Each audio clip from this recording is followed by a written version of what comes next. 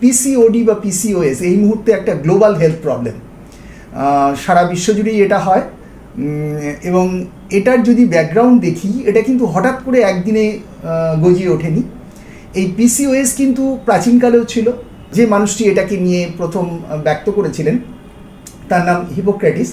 তিনি oily skin অর্থাৎ তৈলাক্ত চর্ম এবং ইরেগুলার মেনস্ট্রুয়েশন অর্থাৎ অনিয়মিত যে পিরিয়ড বা মাসিক, এর কথা বলেছিলেন প্রথম কিন্তু ওই হিপোক্রেটিস।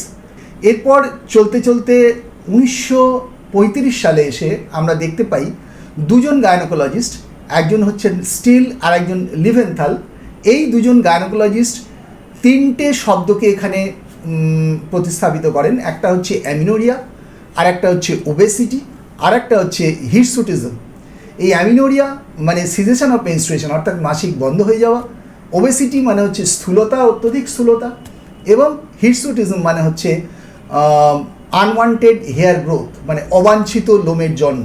এবং এই তিনটে শব্দ দিয়ে তারা এটাকে একটা সিনড্রোম হিসাবে ব্যক্ত করেন এবং সেইখান থেকেই এই নামটি হয় স্টিল লিভেনথাল সিনড্রোম। তাহলে পিসিওডি অর্থাৎ পলিসিস্টিক ওভারিয়ান ডিজিজ 1935-এর পর কিন্তু পলিসিস্টিক ওভারিয়ান সিনড্রোম এই নামটা ধারণ করলো।